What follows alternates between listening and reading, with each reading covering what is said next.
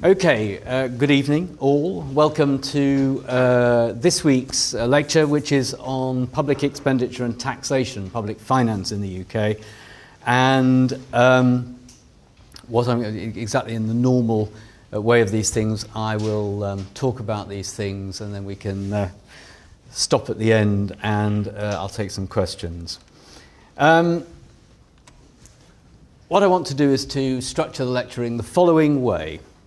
I want to look at the history and development of public budgeting and public expenditure planning. Now, some of what I'm going to say, of course, deliberately is consistent with or overlaps what we've heard in some previous weeks, particularly from Kate Jenkins when talking about the civil service. So I want to talk about that. I want to talk about the political context of budgeting, including the key actors in this process in the United Kingdom political system and their roles and processes. I want to talk about current challenges and problems with the budgetary and spending process in the United Kingdom, and then just briefly at the end get some comparative perspectives on budgeting, rather as I did get at the very end last week, just look at some comparative academic analyses of our local government system in a wider international context. So, what are the origins of this? Well, of course, the state that we've discussed in previous weeks requires resources, or states require resources to pay for their activities. If the state is to act, and it is indeed, and we heard this particularly from Martin Loughran, but also in other earlier lectures, an element in the way states, and particularly the head of state, monarchy, funded the things it wanted to do, and indeed disputes between the monarch and the aristocracy, in the case of King John, it's all about the need to raise money to pay for the activities of the state. Often, it should be said in the past, wars, and not only in the past, of course, but often to prosecute wars overseas. And if you look right back into the origins of English and British government, you can see the first appropriation, i.e. the use of resources by the state, as far back as 1340, but the evolution of a civil list, which is actually, of course, had a later, slightly different meaning. In more recent years, the civil list tended to be the money made available by the state purely for the royal family to spend on their activities.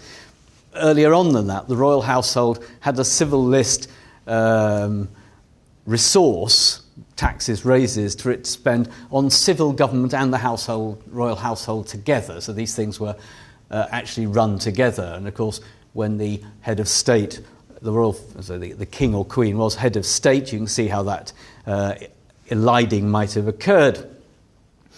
The monarch needed money for a number of purposes. The head of state, the government, the building of palaces, self-evidently. If you're the monarch, you need palaces, and we have a number of those around London, very grand buildings. The army and navy, there wasn't an airport, of course, at this point. An army and a navy required funding on a regular basis to prosecute wars. And of course, government came to use taxation to provide subsidies for particular activities and then patronage where it needed it. So the very early stages of government require some taxation, but nothing like the state that we know today, much, much, much smaller than what would be seen as a contemporary state. Originally, resources would be derived from levies on trade and markets, and just to the east of here, in the city of London, famously, there were levies on trade and markets. The city was a huge mercantile activity. Well, it still is a huge mercantile activity, but of a different kind. And a lot of the commodities moving through the city were either traded or licensed for trade, raising money for the city itself and then for the monarch, who would levy that in exchange for leaving the city alone. The first local taxation, property taxation, came into being in about 1600. Well, in 1601, with the passage of the Poor Law of 1601, this allowed parishes to levy a rate based on property to provide a very, very basic version of what would today be seen as welfare, relief for the poor. Stamp duty, the government was always inventive at finding ways of raising money. When official documents were had to be created in order to bring about legal contracts and other things that required a force of a contract, stamp duty, so a charge on documentation in effect that allowed for the transfer of goods or shares. Stamp duty emerged as a way of the state raising money. Duty on commodities, particularly on commodities produced in colonies. This was a way of raising money by taxing commodities, either in place or as they flowed through Britain. Poll taxes, famously tried. Flat rate taxes at a time when most people were not able to write, and there wasn't an easy way of having a tax register. Inland revenue and customs didn't exist. You can see the merit of a flat rate tax on everybody. These have been tried on a number of occasions in Britain. I once co-authored a book on this subject. They've never proved popular. Taxes on windows. Now, again, you might think surely to heaven people wouldn't tax windows, but windows were seen as an appropriate medium for taxation, and here and there in London today you'll see bricked up windows that are the product of people finding a way of avoiding window tax. Taxes on alcohol, inevitably given the British enjoyment of such consumption. Taxes on alcohol, whisky duties and so on were a feature of tax at various times, but not really an income tax. There was a brief income tax at the end of the 18th century, just the 18th, early 19th century. Then in 1842, you see the emergence of a tiny, tiny level of income tax.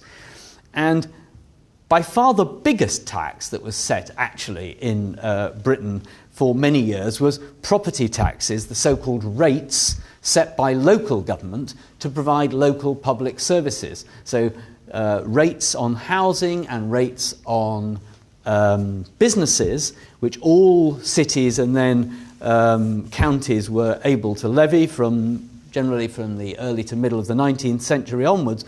This provided a substantial base of taxation to provide local public services, remembering what I was saying last week about the fact that the local state was, until the 20th century, much of what the state did inside Britain. The national government was much more focused overseas on the colonies and dominions, obviously raising taxes from time to time to fight wars there, but within the United Kingdom much of government was local, and that was funded by this wonderfully immobile property tax, which has proved so durable and still exists indeed.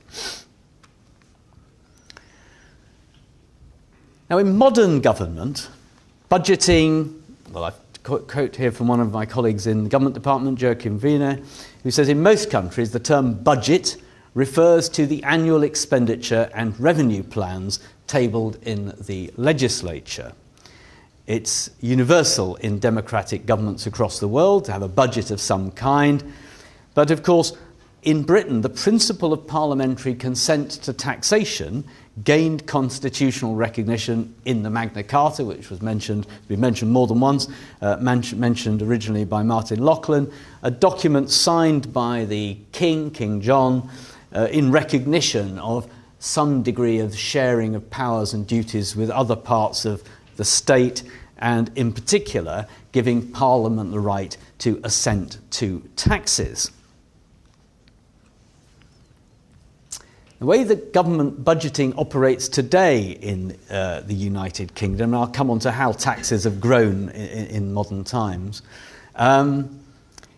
the Treasury, which is the UK government's finance minister, enjoys powers inherited from the Crown, especially in relation to what are called appropriations. This is effectively the parliamentary process for getting power to raise money, to raise taxes for public expenditure, or to spend money, I should say, appropriations. Raising of the taxation is done using powers that have been inherited from the Crown. The Cabinet in Britain has a powerful role in determining the annual budget. I want to stress this very clearly. It is not Parliament that determines what the budget is to be. It is the Cabinet which produces, or the Chancellor of the Exchequer produces, a draft budget, and we'll see part of this process actually in a couple of weeks' time when the autumn statement is produced, which is a sort of mini budget, then the real budget in March most years. And this is designed by the Chancellor of the Exchequer, who's a member of the Cabinet, in agreement with his or her Cabinet colleagues. They've actually always ever been Cabinet colleagues, and thereafter put to Parliament in a way I'll describe in a moment.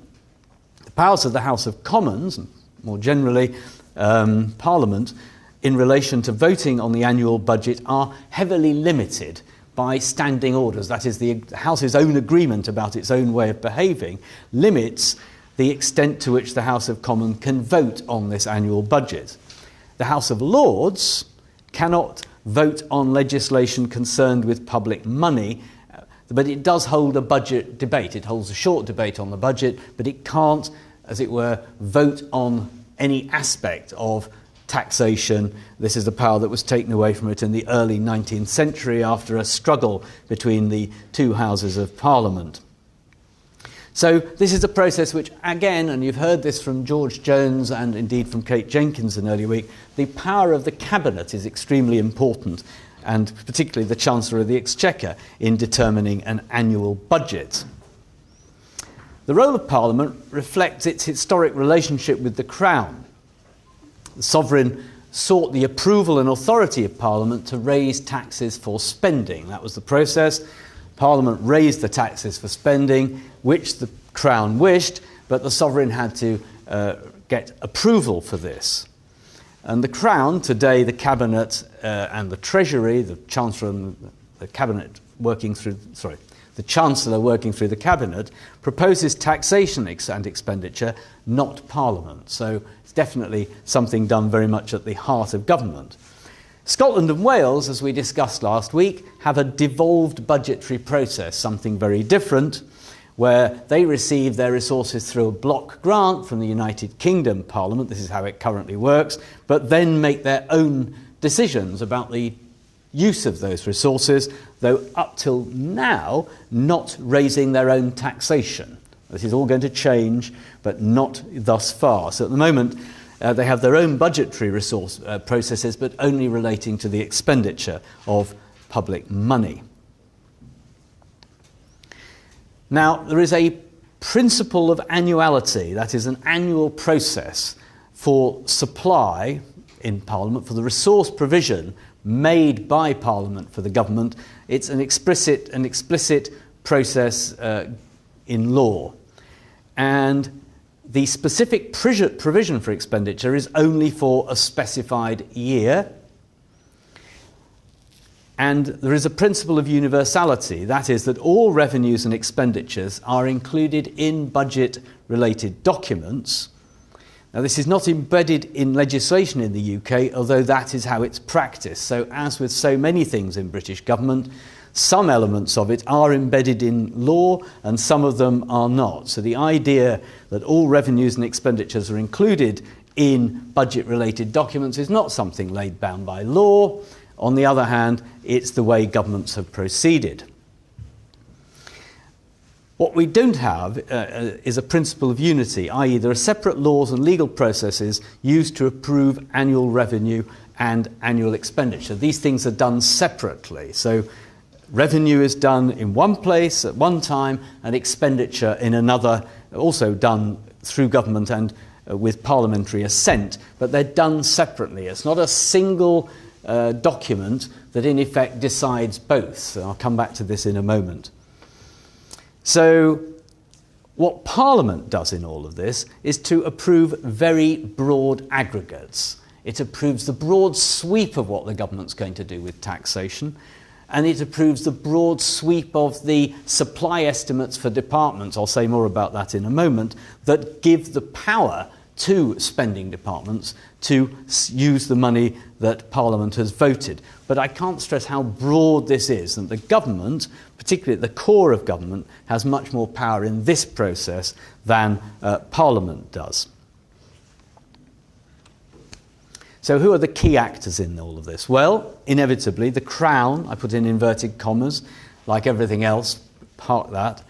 Prime Minister has wide informal powers in most things. In fact, most of what the Prime Minister does, this is true of, wide informal powers, and has the right by convention to appoint and dismiss ministers. So this most powerful right to appoint the cabinet from within the legislature. But of course, included in that is the right to appoint the Chancellor of the Exchequer. The relationship between any Prime Minister and their Chancellor of the Exchequer is hugely important. Current relationship appears to be, by the standards of these things, very good. Certainly better than the previous government, particularly when Tony Blair was Prime Minister and Gordon Brown was Chancellor of the Exchequer. This relationship was, I think it's put it generously, not always easy. And Mrs. Thatcher famously fell out with at least two of her Chancellors of the Exchequer, Lord Howe, Sir Geoffrey Howe as he then was, and Nigel Lawson, and in the former case to devastating long-term effect. But interestingly, Cameron and Osborne have a much closer and apparently harmonious relationship than many of those that I've discussed. But it is nevertheless in the gift of the Prime Minister to remove the Chancellor at his or her pleasure. Treasury derives its power from royal prerogative. We've heard about that in earlier weeks. It's a powerful department of state, the most powerful, arguably, though it shares its power with service departments these days, deriving its power, therefore, from the way the royal prerogative was used in the past. And the Chancellor of the Exchequer in this system is our Finance Minister. Civil servants work to deliver government policy, preparation of budget documents and so on, tax policy and all of that. And within the Treasury and other spending departments and other departments of state, permanent secretaries, the chief officer, we heard about this in Kate Jenkins' talk, the chief officer of the department, these people are accounting officers formally for each department's use of resources. So in addition to being the head of this department, the head of the administration, they're responsible for accounting for how the money the department uses and whether it achieves value for money. If you watch the Public Accounts Committee on Parliament TV, which is a good way to do this, or you can go down to Westminster if you want, you'll see Margaret Hodge and her colleagues holding civil servants to account. It's always a top officer from the department explaining how the money has been done. That's the formality. There's a lot of debate about whether this is a good way of doing it actually at the moment. This is the way it's formally been done. Formally and still done. The process of budgeting begins with the Chancellor's financial statement and budget report, usually in March or sometimes just after a general election. Next year we will have the treat of two, probably, one in March just before the election, and then the possibility, if there were to be a change of government, of another one in, I make it up, June or July. This determines the overall tax take for the year and rates for each tax. If you look at the Budget Red Book online, you'll see it's a curious mixture of sort of big, grand table, high-level tables about billions of pounds worth of tax income, and then tiny, tiny detail, which is then further elaborated in the finance bill, about the rate of income tax and changes to tax rates and the impact that this will have. All of this is now subject to the oversight of an independent Office for Budget Responsibility. The OBR is a wonderful organisation. It has a website easily found, full of fascinating details about public expenditure and also about tax policy, what taxes raise, what they're likely to raise in future, projections of that kind, projections of growth. The OBR is a very good source of detail about how this system operates and, of course, is independent of government. Each year, the government, after it's published its proposals in this budget red book, it's a red book by tradition, the details of that will then be included in a finance bill. This is a long piece of legislation to give power through Parliament to what the government has proposed. There is then parliamentary scrutiny of the normal kind that we've heard in earlier weeks. So there will be a committee stage when the legislation is looked at in details, and it is possible at this point for amendments to be made to the government's finance bill proposals. And though it's very unusual for this to happen, it could and can happen. But this is the point where Parliament does have a small toehold in the activities of the government, of the executive, in delivering its proposals on taxation. That's all about taxation, and that's the government's proposal for tax. When it comes for spending money, there's a different process, and this is delivered through the supply process. Now, the government publishes supply estimates, which are in line with the government's published spending review. Spending reviews tend to happen every 4 years, except when there's a 5th year in a parliament, when we had a spending round document last year with a 1-year review in it. And that gives the sort of headlines for the government's imagined public spending for 4, then 1 year out. The details of how much each department is to receive in any 1 year is published in supply estimates. Now, I can't stress how little this process is formally considered, i.e. it all goes through Parliament in the way I'm discussing, departmental totals, and they can be revised in mid-year by supply estimates. But the debates that take place on supply estimates tend to be seen as very much a sort of pretty formal process, allowing MPs to discuss wider issues of public policy broadly related to public spending, but they are not, repeat, not an opportunity for line-by-line amendment of the government's spending proposals by department. So yet again, there's even less capacity here for Parliament to exert line-by-line control over this process. Very little with taxation, but there is some in the finance bill, much less when it comes to deciding what is to be spent on each public service. This is a fascinating picture of the Budget Red Book, at least the front cover of it. It is indeed red, and you can indeed find it online very easily, and it's well worth looking through it, actually, as a way of getting a feel for how the government publishes its proposals each year. That's what supply estimates look like. So what you've got here are outturn figures for 2012-13, provisions that were made in the previous year, as it now will be, 2013-14, and the government's plans for 2014-15. And you'll get this for each department and sub-parts of department broken down between resource, which is what you and I would call current spending, year-to-year, year-on-year spending, capital, longer-term investment. You can see from this how much is normally spent on current and how little on capital, which is an element in the way these things are done. And then you get, this is just for the Department of Health and for the National Health Pension Service and the top of the Food Standards Agency, but you get all of these. This is just a summary by department. And then for each department, a huge amount of detail about the way the money is to be spent. But as I stress, it is not open to MPs then to say we want to amend these numbers. These are simply sent to Parliament to be voted on.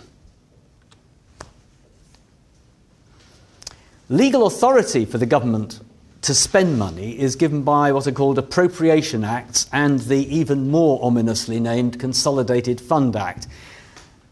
Worth reading through this once, but again, Parliament itself does not spend an enormous amount of time on this process compared with many of the other things it does in a year. The Appropriation Acts give legal force to the supply estimates I had up a moment ago, whereas the Consolidated Fund Act authorises a single sum of money for the supply of resources for government expenditure. This, you can see how this has its origins. All of these things and their names have their origins in history. This is the modern version of something that emerged in the 17th and 18th and 19th century with a very much smaller state.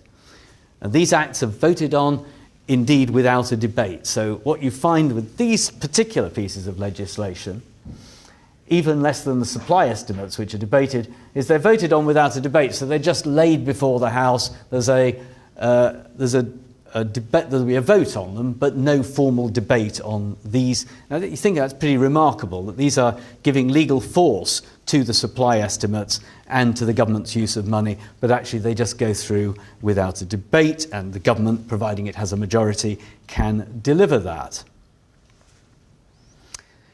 Now, is this a budgetary process, or is it a mere formality? Well, I hope I've made the point. It's far closer to a formality than a true budgetary process.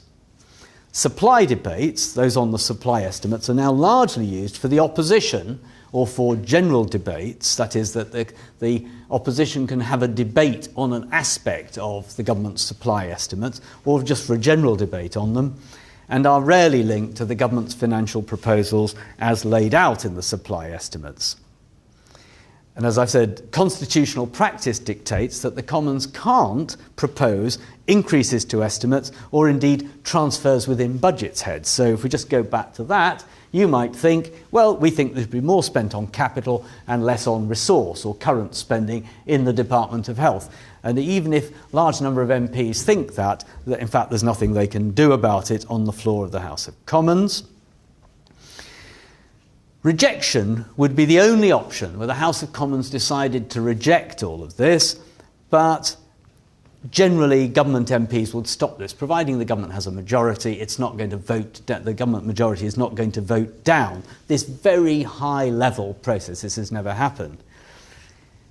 The only way in which MPs can get a more detailed opportunity to comment on this is where departmental select committees, we'll hear more about them next term, consider the estimates. And actually, departmental committees, there's one for each spending department, will look at the supply estimates in some cases, though not all, and will look at annual reports from departments, and will consider the detail of the estimates. But of course, they can't change them. They can simply publish a report commenting on what is in the supply estimates. And a report undertaken by the Hansard Society a few years ago concluded that 99.9%, they probably mean 100, of government spending is passed without even the pretense of formal debate. So that's how effective this process is. So remembering, as I'm going to show you in a minute, how much money is at stake here, we're talking about hundreds of billions of pounds. Over 40% of the whole UK economy is within the tax and spending system, and this is how it's done, without even the pretense of a formal debate. Very good report by the Hansard Society on all of this, by the way. Now, I've talked about one or two of these things already. There are other important processes, and actually these are more accessible ways of getting to see how this is done. There are government spending reviews. Now, it says here generally every 2 years. In fact, the last one was in 2010, so that wasn't right, was it? The last one was in 2010. We had a so-called spending round document last year for covering 1 year, 2015-16. So previously, the previous government had generally had spending reviews every other year. This government has actually lasted longer without a spending review, had one after 4. And these are determined, that is the reviews, by negotiations between the Treasury and all other departments. These are, when these spending reviews take place, there are aggressive negotiations between spending departments and the Treasury. Spending departments arguing for more money. That's all they do. They want more money for their services. And of course, they're fighting in a zero-sum game with all the rest of Whitehall for this. And you get reports at the time of, ministers have had to set up a so-called star chamber, as they call it, reference to history. So a subgroup of ministers can decide whether health gets a bit more money, or education, or overseas international development, whatever it is. It's a negotiation that then divvies up the cash between the Treasury, which has a tiny amount for its own running costs, and all the major spending departments. And we'll see in a moment what those are, but particularly health, education, welfare, and so on. You want to see how the money is used? There is an extremely useful document called Public Expenditure Statistical Analysis, PESA or PISA. It's called, one produced every year in about August. You can look at it online, very good. And it shows, it's an annual publication showing past year's outturn expenditure and proposed figures for this year and sometimes for 1 or 2 years into the future. Very useful document. And it also includes long-term trend figures for public expenditure by service and indeed within Wales, Scotland and Northern Ireland. It's the nearest there is to a kind of consolidated picture of British public expenditure, and apart from one problem, there are endlessly changes to the classifications from year to year. It's very good. You also get departmental annual reports. These are produced by each Department of State each year, surprise, surprise. And these outline the department's policies, aims and objectives in rather more detail. They're supposed to be broadly consistent from department to department, so it's possible for the Treasury and Parliamentary committees to compare one with the other. So they do produce these annual reports, which again you can get online, and also show headline expenditure on major elements of public spending. Trying to relate in detail any of what's in these documents with supply estimates will give you endless hours of fun. They don't quite match, really. Nothing ever quite the same.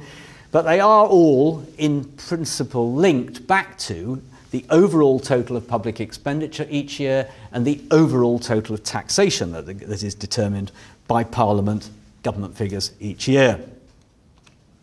So this is what the public expenditure statistical analysis looks like. This is table 1.1. So it is the absolute gross total of public expenditure in the United Kingdom, covers the whole of the UK. It breaks it down between current, often called resource, and capital. And you can see along the bottom here, well, you won't be able to see along the bottom here, but you will when the slides are available. So that outturn expenditure for 29-10, the last year of the last government, was 673, and the figure has gone up then 694, accounting adjustment affects that, 714, 732, 743 next year. So actually, it's still going up in cash. These are all presented in cash. There are other figures which take out inflation in this document, so you can see it's falling slightly in real terms, but it's been going up in cash. And you can see in the middle there subtotals, student loans. I notice here a vast number. Look at that. 46, 49, 58, 68, 92, 11, 3, 12, 6. I hadn't noticed that before. Interesting. Anyway, student loans have gone up substantially, the spending on them. Or was I reading the wrong line? No, I was reading the wrong line, was I? No, I was reading the right line. That's capital expenditure. Why? Oh, I know what this is. This is very interesting. Now it's more interesting even than I thought. That's the capitalised consequence of the student loans appearing as a capital item. Isn't that interesting? Appearing as a capital item there. Not as a revenue item further up. Anyway, endless hours of fun to be had looking at these documents, as you can see. I can't tell you, it's such a... I love this document. I'm a sad person, but you'd have worked that out by now. Anyway, how is this audited? Well, large sums of money now in the state. They were not so large in the 19th century, but large enough for Mr. Gladstone, I think it was, to set up an independent external audit function way back in 1866. And created what was called the Exchequer and Audit Department. Crucially, the Exchequer and Audit Department and its chief officer, the Controller and Auditor General, one of the best named offices in British public life in my view, is an officer of Parliament. And the Exchequer and Audit Department and its successor, the National Audit Office, are creatures of Parliament. Most important, they oversee what the government's public spending is and what spending is from year to year, whether the money is used appropriately, probity, but also value for money. That's the National Audit Office's function. But it does so on behalf of Parliament. And of course the Public Accounts Committee, one of whose members, Richard Bacon, will be speaking next term here in the series, that committee is a committee of Parliament chaired by an opposition member by a convention which oversees all government expenditure using the National Audit Office as its auditor. Big staff, so it can, and again, NAO reports are often a brilliant source of information. You're looking to write essays, I can honestly tell you NAO reports are another good source of excellent source material for any of your researches. Now, I've said already that the state has grown in size. This is a chart that the Institute for Fiscal Studies produced. It ends about 1999, but you get the general idea, which shows the state in 1900 at around 10 to 12, or about 12% of all of the whole economy. A big jump at the time of the First World War, 100 years ago. Falling back afterwards, but noticing it doesn't fall back anywhere near as far as where it was, to the level it was before the First World War, and exactly the same in the Second World War, with the state rising to over 60% of the economy at that time, but falling back to a level higher than pre-war, largely, of course, in Britain because of the creation of the welfare state. So as defence spending fell at the end of the Second World War, a lot of the money that had been used for, or some of the money that had been used for defence to fight the war, was then used for nationalisation and for public services. And then a gentle slope upwards through the 1950s, into the 1960s, up to the 1970s, and then a dip. And the dip occurs in the 1980s, when Mrs. Thatcher starts to roll back the frontiers of the state, as she put it. Then Labour take office in the 1990s. Elections don't have any effect. In fact, it's the major government starts to go up again, not the Blair government, and then to fall slightly during the early years of the Blair government.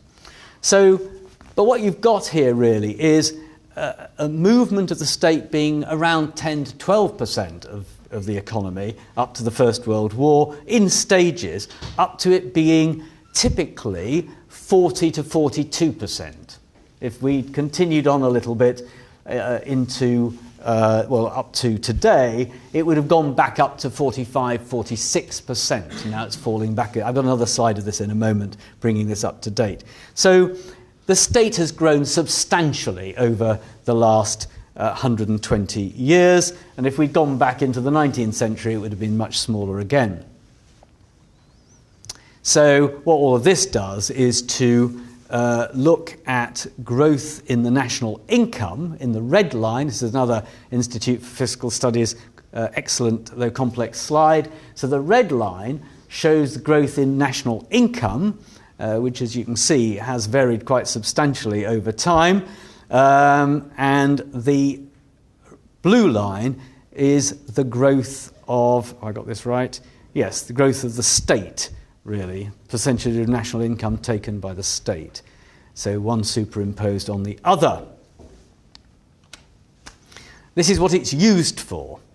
Now, the great big blue chunk is, of course, social security, of which more than half is pensions for the elderly. So over half of that 27% is pensions. The red chunk is the National Health Service, 18% of all public expenditure. If you sort of just halve these figures and slightly less than half, you get a sense of what they are as a share of GDP. So the NHS is around 18 minus half, 9 minus 1, 8% of GDP. The green slab, next round here, sort of between 5 and 7 o'clock, is education. So that tells us something already, doesn't it? So that the blue, the red, and the darker green chunk, which are between them 45, 55, 58% of the total, are represented by welfare provision, health and education, the welfare state. As you go round, you get much smaller pieces on, public sector, public order, public safety there. Defence was this chunk here, so defence is quite small, internal defence, and then you can see all the way round to the very small sections on things like agriculture or on environmental protection. So that's the way, and of course this is profoundly important because welfare and the NHS are driven to an enormous degree by things like the growth in the population and particularly changes in the population. So if this was differently configured, it would make it less buoyant in terms of a rise in spending from year to year. This is looking at the same information in a slightly different way. This just gives you a sense of which departments in Whitehall are the large baronies, and inevitably, given what I've just shown you, health is by far the biggest in terms of capital is the red bar, public current spending, or resource as the government calls it, is the blue bar. Children, schools and families, now called education, this IFS chart is a couple of years old, though it's exactly the same in terms of proportions, is the second biggest. Defence, the third, though shrinking relative to the others. Local government, and then Scotland, and you can see again. So health, education, defence to a lesser extent, local government here at the top of the chart. This is looking at it by department, and it doesn't actually put on the welfare budget, but that's for reasons we can talk about later. And then looking at this as a share of GDP, so this is saying how much is being spent on these services as a share of the United Kingdom economy.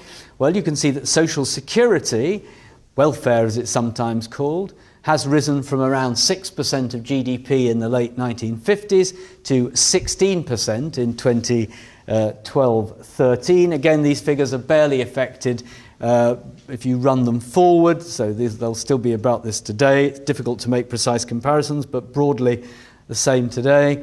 NHS spending up from 3 to 8%, education from 3 to 6, defence down from 6 to 2 and falling.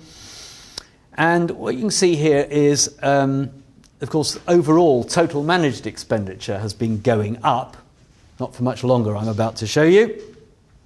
And then finally at the bottom, what we invest compared with what we spend on an annual basis. So this is investment, 2% of the 43%, and current spending 41%. So British governments spend far more on doctors and nurses and day-to-day spending, teachers, general annual expenditure, much less on railways, buildings, and the capital infrastructure in which all of this activity takes place. And this is why, if you look at a lot of British public infrastructure, it tends to be very heavily used, and in some cases not always perfect, but very heavily used. Something like, anybody who ever used the West Coast Main Line, it is said that the West Coast Main Line's tracks and system are among the most heavily used railway infrastructure in the world. The airports are heavily used, they're in the private sector, and so on. So what we've got here is not only an increase in public expenditure on some parts of public spending, but also a relative redistribution over time. Defence declining substantially, social security in the NHS and education growing over time, in addition to being very large today. If you ask the question, well, is Britain's state big or small?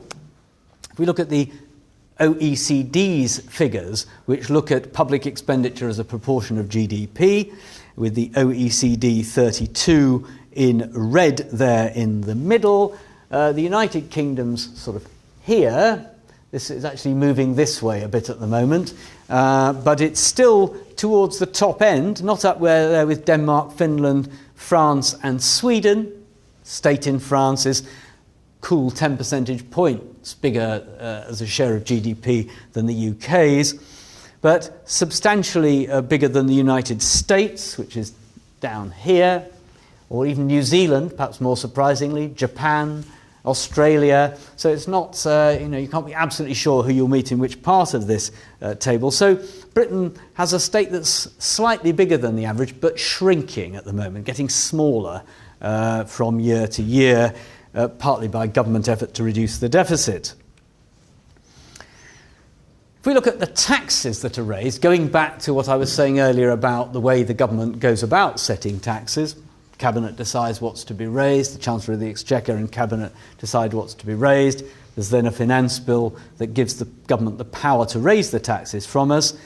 Of the 648 billion to be raised in 2015-16, according to the Treasury, you can see that income tax and national insurance, which is sort of first cousin relative of income tax, some Conservatives want to have a single income tax and get rid of it, national insurance. And the national insurance, I should say, started its life as a way of underpinning the welfare state. The Beveridge report originally envisaged the idea of a national insurance system to pay for things such as pensions, but of course it's all just been taken into general taxation now. So you can see that income is a very important base for raising taxes. Value-added tax, taxes on goods and services, another major sub. And in fact, if you add those three together, they are getting on for 400 of the 648. So they're just under 2/3. And what's important about that, of course, is that there's a big debate going on about income tax, whether it should be more fairly attributed. Should the rich pay more? Difficulty with the rich is they are footloose. And at the moment, the Institute for Fiscal Studies has told us that just under 30% of income tax is paid by the top 1% of income taxpayers. So the question of how much more you can get from the very rich is a moot point. If then you try to raise more income tax from the generality of income taxpayers, you're soon in the business of talking about raising it for people on average and just above average earnings, which most politicians do not want to touch with a barge pole. So these figures are highly political in terms of how much they raise and from whom the money is raised. VAT, you might think, well, it's a tax you only have to pay when you decide to buy goods and services. VAT is actually potentially quite regressive. A lot of lower income households find themselves paying VAT on lots of services and goods and services that they buy. It's not on food, but it's on a number of others. And it's not necessarily a tax you can only pay voluntarily, because it'll be on a lot of things people on low incomes have to pay for. So the distributional consequences of different taxes are important. I don't quite know. I put this in again. It's another version of the PISA task. I know what this one's doing. This one is looking at spending by department. I'm just trying to reinforce the fact that you can use this document to look at how money is spent by department. But if you compare that tax figure with which was 648, with the equivalent spending figure in this table for 732, I got this right. Yes, you get my fabulous calculation of the deficit, which is the gap between total managed expenditure, what the state spends, and the total amount the government is intending to get in taxes this year, 648. That gap was planned to be around 84 to 90 billion, roughly. Most recent statistics suggest that actually the government will overshoot this number, that actually tax revenues are a bit lower than was expected, and spending, though it probably won't exceed the government's plans, is certainly not falling more than the government expected. And so the deficit won't fall in 2014-15, it may actually increase. And that, of course, extends out into the future, the length of time over which it will be necessary for the UK government to reduce the deficit. Because, of course, every pound of this deficit adds to the national debt. The UK national debt now approaching 100% of a year's output, 100% of GDP, typically having been 30 to 40% in the recent past. So this, even if the deficit were reduced to naught, the question then is, what do we do about the national debt that's built up. Now this is another of my favourite charts and tables. This is an Office for Budget Responsibility chart that compares tax revenues and public expenditure back to 1978-9. The dark line at the top most of the time is what the government spends as a share of GDP each year, and the bottom line, lighter hatched, a lighter blue, is what the government gets in income each year. And as you will see, the darker line is almost always on top of the other line, the slightly less dark line. And every time that happens, there's a deficit. We are currently where the dotted line is over there, and that means that if the government is to get the deficit down to naught, and the tax revenues are as predicted here, then public expenditure will have to fall from its current level of around 43-44% of GDP down to 38%, which is where the tax yield is. So that 648 figure is around 37-38% of GDP. More interestingly, for those of you who are and will remain British citizens, is that if you go back and ask yourself, when was the tax yield as a share of GDP last bigger than 38%? The answer is way back here in 1990 when Kenneth Clarke was Chancellor. For every single year since then, through a bit of a bust and then a boom, long boom, and then a huge bust and now back to a bit of a boom, the tax yield as a share of GDP it's almost a straight line. You have to assume that that is the settled will of the people, that we shouldn't have taxes generally higher than 38% of GDP. But the important implication of that is, if we're to reduce the deficit to zero, still less pay off the debt, then spending has to be at most at 38%, which, as you can see from this chart, is well above where it's been most of the time in the last 30 to 40 years. You may well ask, why did this happen?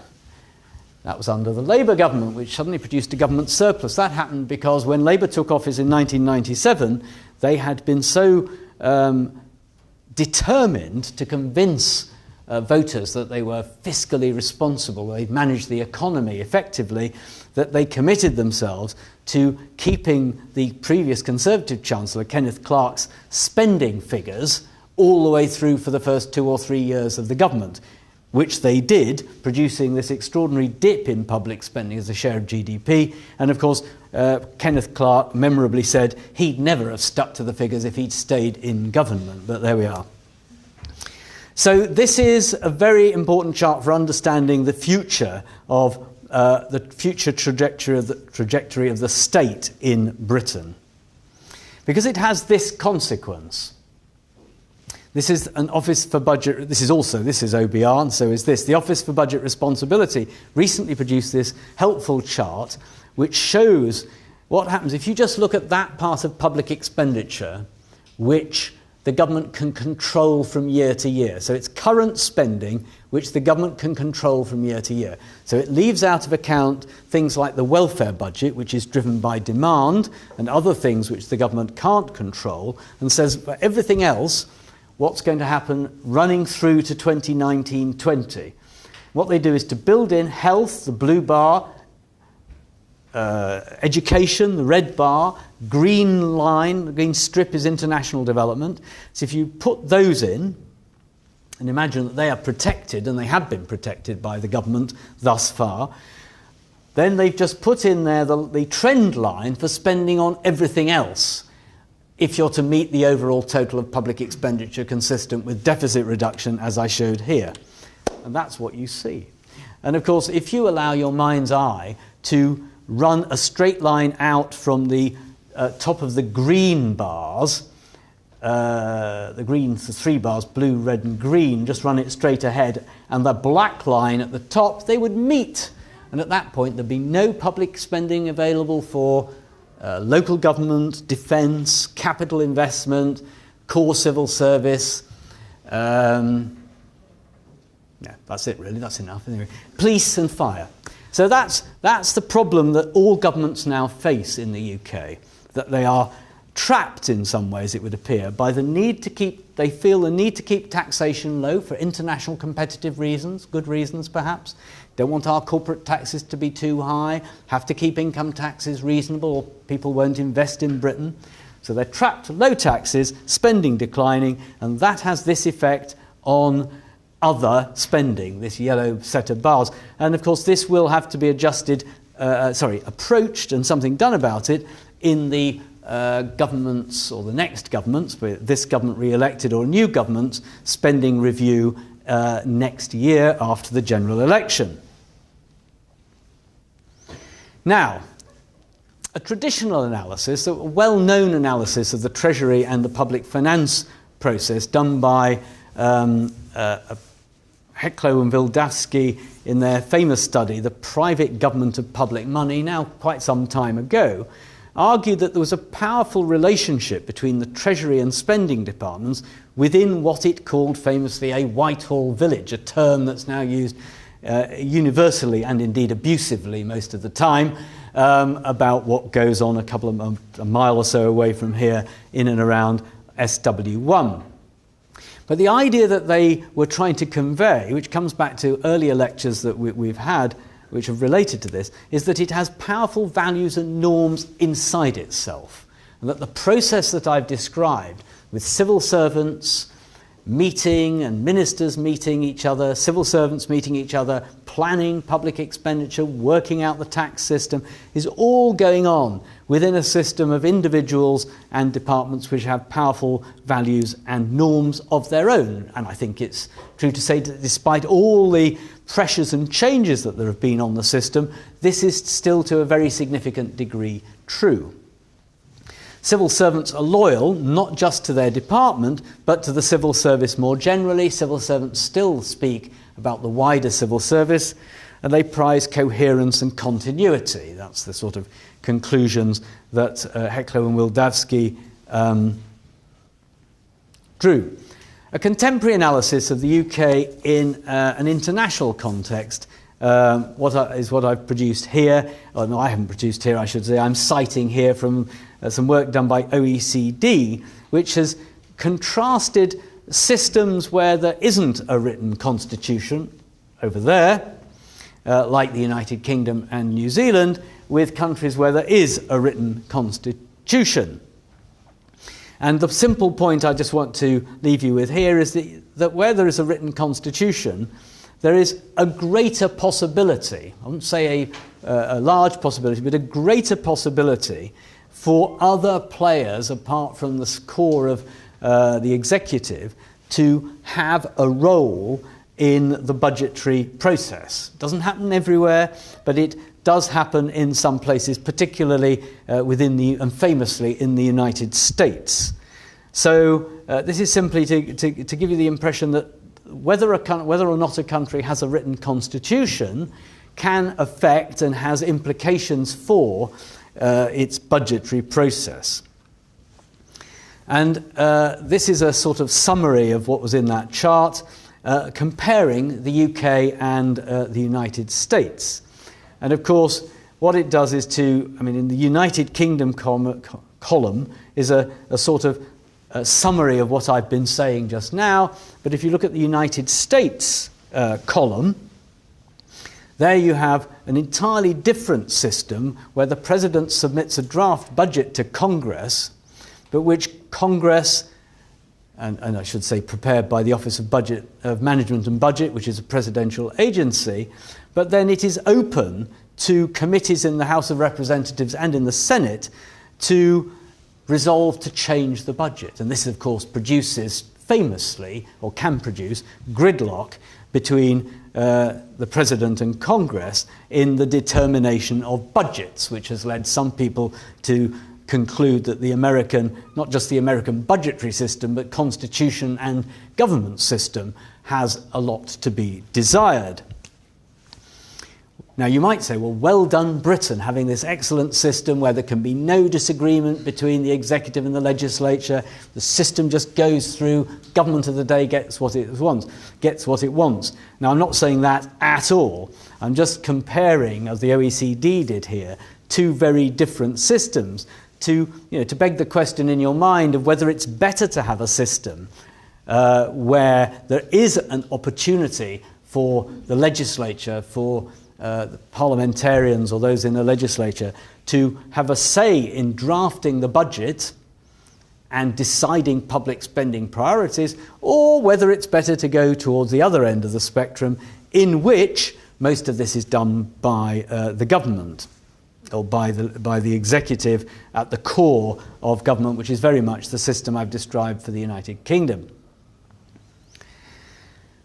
This is a further chart taken from the same article, which simply looks at the way in which the need to adopt a law for the budget system and the strength of the separation and executive powers, the way when they increase, where you move from up towards a presidential system, away from the parliamentary monarchies with first past the post electoral system. Sounds like Britain, really. So what you've got here is sort of Britain and New Zealand type of countries, but where you have greater separation between the executive and the legislature, and the need to adopt a law for the budgetary system, you move away from that towards a semi-presidential or presidential system.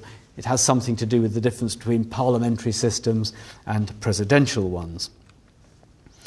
Now, Joachim Wiener, who undertook some research internationally, and I'm not an expert on how these things work in other countries, concluded that legislative effects on public expenditures are largely driven by one particular variable, and that is the power of legislators to amend the budget.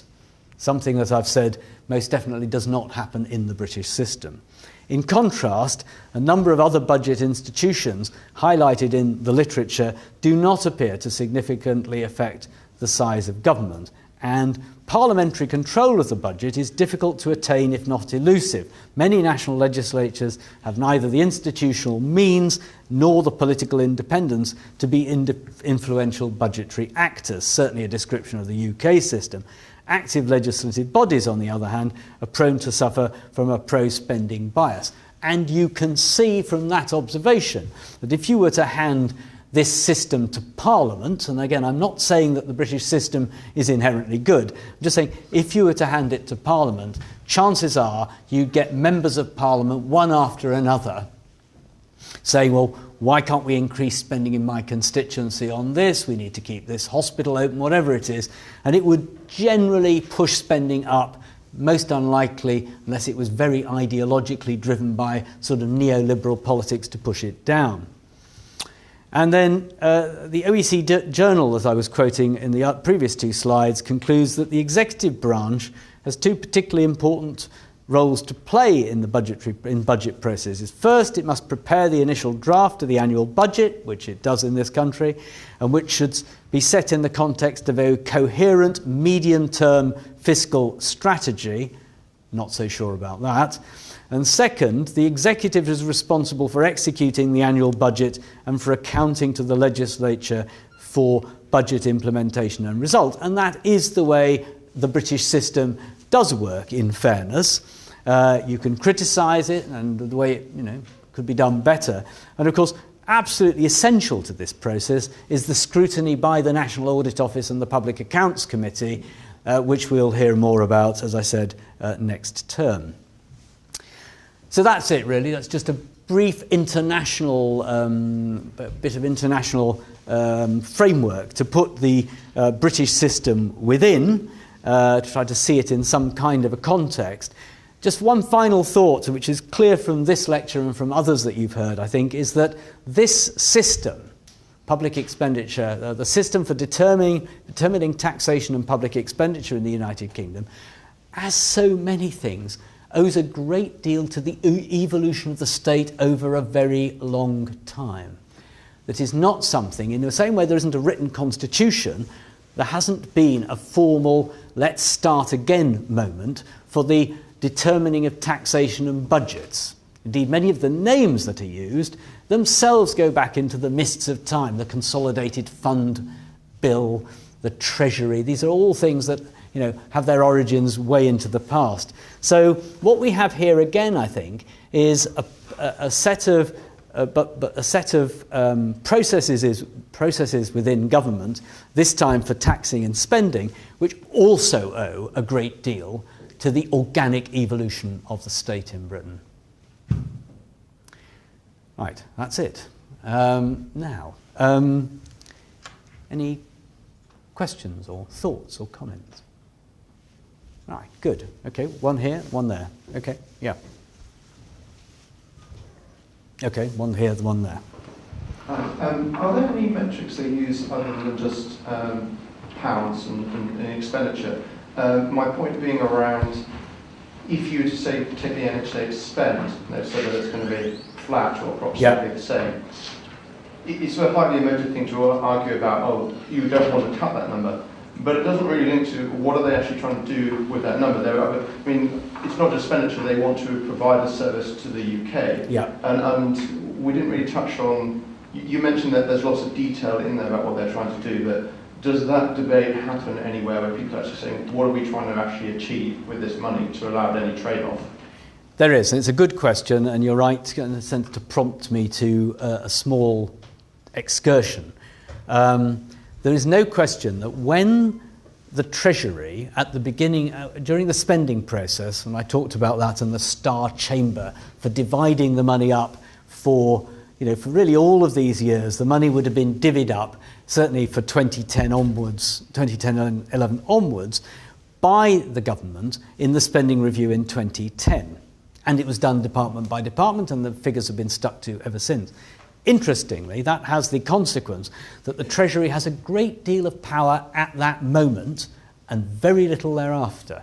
Because once the money is divvied up as a spending plan to the Department of Health or the Department of Education or any other department, it's sort of theirs then for the next 4 years. And they then have the power about how they use it and the policies that they pursue using that money. That's the first thing, though it's not the answer to your question. The answer to your question is, of course, the individual spending departments so this is a list of spending departments by and large. The individual spending departments, of course, do have their own processes for planning and managing public expenditure. They have a non-executive board in each case, or a group of people from inside the department and outsiders, and they are expected to produce obviously plans for a business plan for the way they use their money, and much less under this government than its predecessor, metrics, indicators about how the money has or hasn't delivered. Now, the previous government had enormous quantities of such things. It had so-called public service agreements and an array of performance targets and measures. Indeed, there will be an event next term where Michael Barber will be speaking, launching a book he's written. He was a big expert on all of this during the last government. This is an event, I think, from memory, will take place on March the 16th. Michael Barber was a sort of grand exponent during the life of the last government. He was an independent person brought into government. I think he'd come from McKinsey, who delivered for the last government an extraordinary set of performance-driving targets and measures. This government swept almost all of that away, and so they have much less of it. But of course they do, as I say, still have business plans, and there are invisible targets, to wit, let's give you an example of an invisible target. Waiting lists for hospitals shouldn't go up. It's not a formal target, but when they go up, it's seen as a bad thing. People waiting to get into A&E departments is not a formal target. If it happens, it's seen as a bad thing.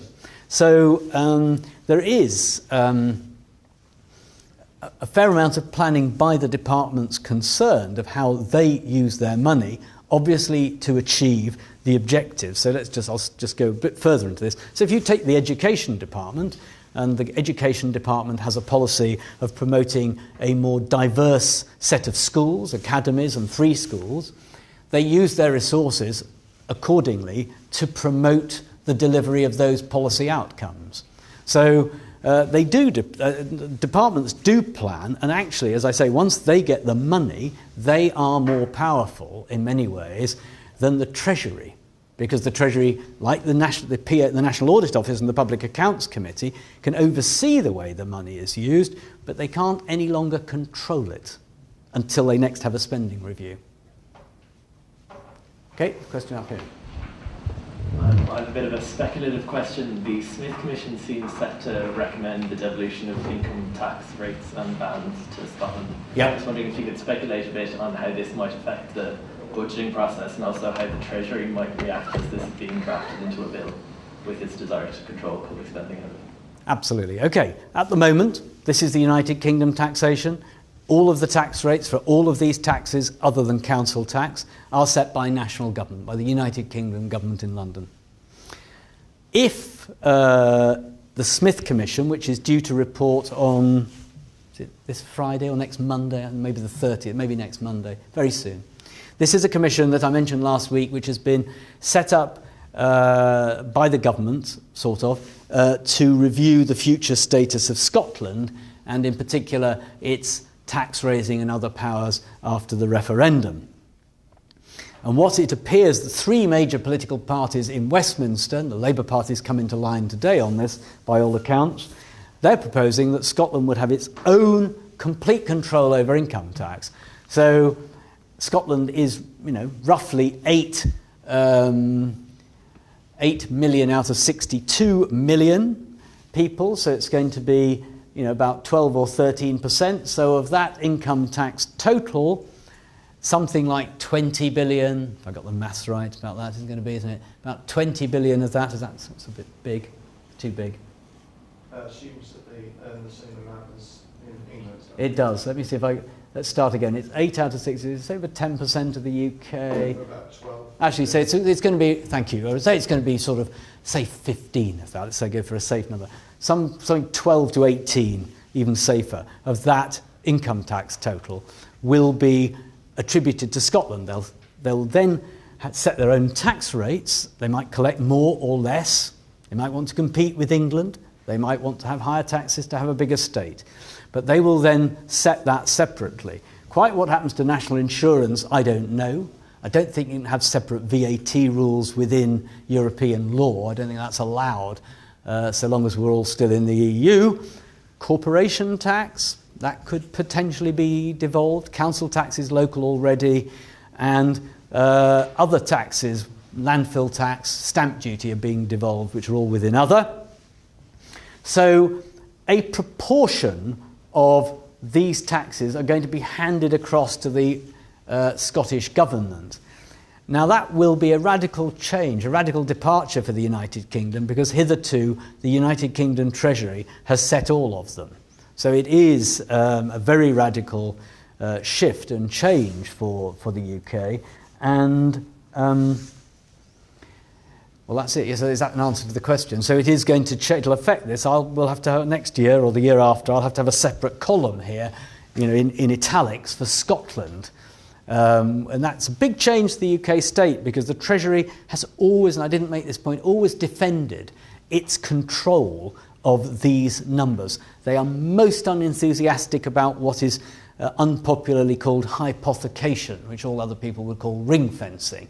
So every now and again, people will say, well, our service is so important that we need to spend more money on it. The government needs to set up a new tax which the public will like to pay, because we will ring fence it for health.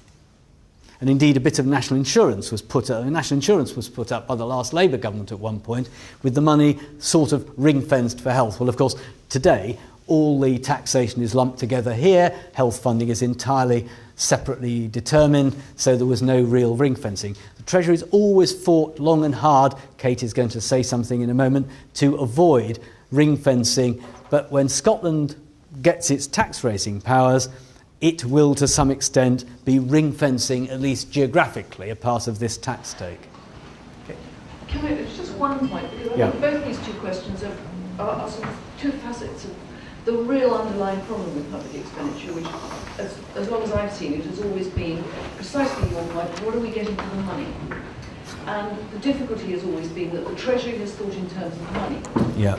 The spending departments, as a result, have thought in terms of money, and it's been very difficult to get anyone to think in terms of what do we get for the money. So every time you hear a politician standing up and saying, I'm going to spend X billion pounds on something, you know that they haven't really thought through what they're going to get for it. And it's only when you get the very rare, brave person who stands up and says, I'm going to build 250,000 houses, whatever it is, and I've got X billion to do it, that you begin to get some sense that there's some real concept of how you spend the money.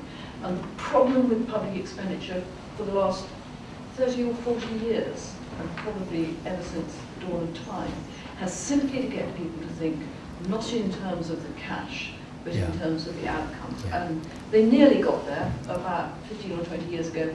It sounds from what Tony's saying is that it slid back again now. I mean, it's a very good point, this, because if you look at all of the years in this chart beyond here, particularly during the last government, when in effect spending was higher than taxes, that means that that tells you something quite important about how raising money isn't a constraint on spending it if you're government. It is for the rest of us, but it isn't for government. In fact, I went to a seminar that it was arranged by somebody at the LSE, but not at the school, about 2 years ago, where a lot of distinguished academics from all over Europe and beyond were sitting around talking about how to control public expenditure in a democracy. And they came up with ideas like laws to say there must be a balanced budget, or committees independent of government to comment on what the government was doing. But nobody in the whole 2 hours of the seminar, it occurred to me at the end, had suggested that the need to raise the money was a constraint on spending it. And that is the problem, that if you're government, you can raise money in line with taxes and then borrow, and if all else fails, print. I'm not saying that's a good idea, but you know. So this is it's an important element, and in fact, this picture, though is Britain, it's not unique to Britain. If we looked at other countries in Europe, many of them have a picture rather like that. Take one more before we run out of time, or somebody appears. Yes, here, actually. Yep. Okay, sure. So on this graph you were discussing that Tony Blair's government constrained spending when it first got into office. What happened and why did spending rocket so far up? Well, because, you know, in fairness to the Blair government and Gordon Brown and all the rest of us, we thought boom and bust had been abolished. These were the years of endless plenty, you know, when the economy grew year after year after year. We were told there was going to be no bust, and the government pushed up public spending. But, and this is, I think, is a bit odd, pushed it up and borrowed as well while the economy was growing fast.